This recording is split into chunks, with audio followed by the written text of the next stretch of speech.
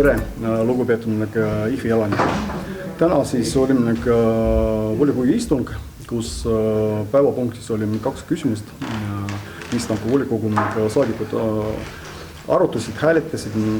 See oli valitsuse, IFI vallavalitsuse vallavanema valimine.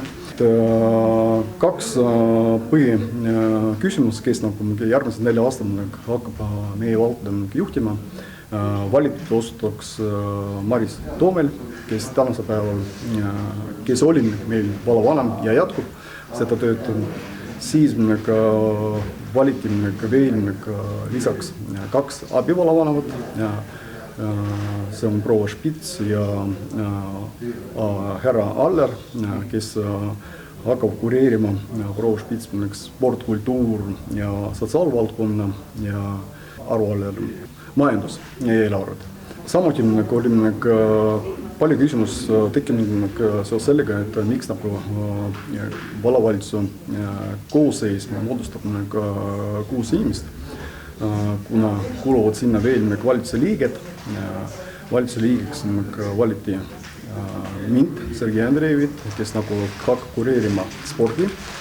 Samaks Vizorme Pisarova, kes hakkab kureerima ettevõtlus, turism ja Arvo Kiirm, kes hakkab kureerima maaelu. Mis puudutab minu kandidatuuri, siis ma võin öelda, et olen sellel tööl osaluskormusega. See, mis vallavalitsus toimus meil mitu aastat spordiobjektidega, siis proovin neid asjad korda saama, et esialgu teeme analüüsi ja vaatame, mis olukorras meil kõik asjad spordis on. Ja siis koos volikogu liikmetega otsustame, kuidas me selle spordiga läheme edasi. Et siin kindlasti saan pöörduda vallaelanike poole, spordiklubide poole, kuidas meil see elu, spordielu arendada ja kus me tahame näha sport peale 4-5 aastat.